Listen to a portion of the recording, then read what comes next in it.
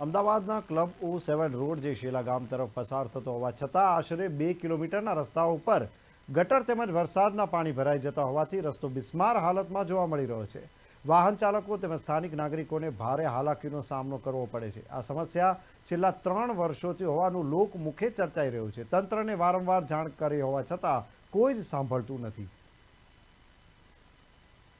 શેલા ગામ તરફ જવાનો રસ્તો ક્લબ O7 થી ચિક્કાર પાણી ભરાયેલા છે।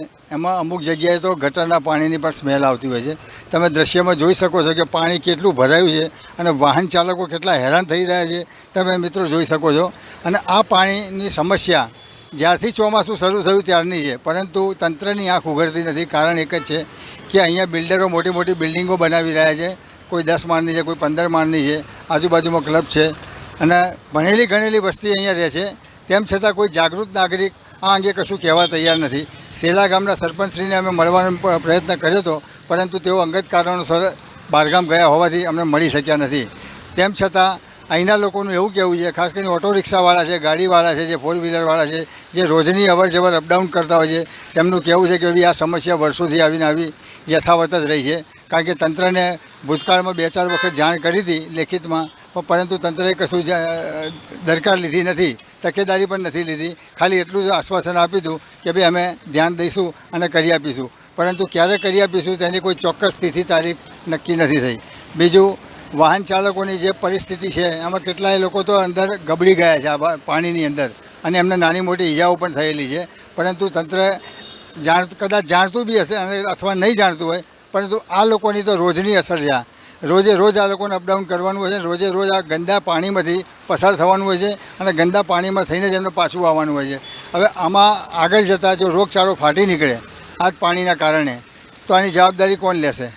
તંત્ર લેશે આની જવાબદારી? એ વખત તંત્ર 2 હાથ ઊંચા કરી દેશે અને જણાવશે કે ભાઈ અમને કોઈ જાણ કરી નથી, એટલે અમારું ધ્યાન બહાર ગયું છે।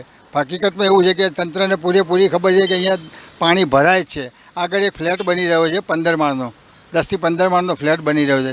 ત્યાં અમે પૂછ્યું કે ભાઈ આ પાણી ક્યાંથી બહાર નીકળે છે? તમારા ફ્લેટની અંદરથી બહાર નીકળી રહ્યું છે અને બે સ્પીડમાં પાણી બહાર નીકળી રહ્યું છે।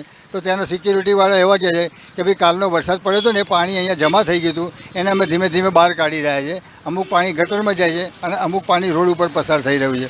હવે આ લોજિક કંઈ સમજમાં આવે એવું નથી અને સમજણ પડે એવી પણ નથી, પરંતુ બિલ્ડરોએ જે ચાવી ભણાવી હોય એમને, જે રીતનું લેસન આપ્યું હોય એ રીતનું બિચારા બોલતા હોય છે। આ લોકોને તો શું છે કે નોકરી કરવાની 12 કલાકની, બરાબર છે, એટલે એ લોકોને તો શીખવાડેલું હોય એટલું જ બોલવાના છે। પરંતુ વાહન ચાલકોનું શું? અહીંના જે રેસિડેન્સ જે લોકો છે, સ્થાનિક નાગરિકો, એમનું શું? એમની દરકારની કોણ લેશે? અરે માની લો બીમાર પડશે તો એમનું કોણ ધ્યાન રાખશે? તંત્ર નહીં રાખે, નથી સરકાર રાખવાની। હવે જોવાનું એ રહેશે કે તંત્ર આની અંગે તકેદારી લઈને વહેલામાં વહેલા કંઈક પગલાં ભરે અને યોગ્ય નિકાલ લાવે તેવી લોકમુખે ચર્ચા થઈ રહી છે અને અહીંના નાગરિકો પણ કહી રહ્યા છે। એક વાત ચોક્કસ છે કે અહીંના લોકો બોલવા તૈયાર નથી। કેમ નથી બોલતા ખબર નથી, ડરી રહ્યા છે કે ડરાવવામાં આવે છે એ કોઈ જાણકારી અમારી પાસે નથી। તો મિત્રો, આ છે આ રસ્તાની સમસ્યા વર્ષોથી છે। સ્થાનિકો પરેશાન, વાહન ચાલકો પરેશાન, આજુબાજુના જે બહારથી લોકો આવતા હોય એ પરેશાન, અપડાઉન કરનારા પરેશાન, ચારે બાજુ પરેશાની જ પરેશાની। જોવાનું રહેશે કે આ પરેશાનીનો અંત ક્યારે આવે છે। કેમેરામેન જીગર શાહ સાથે હું Girish Joshi, news for India, Ahmedabad.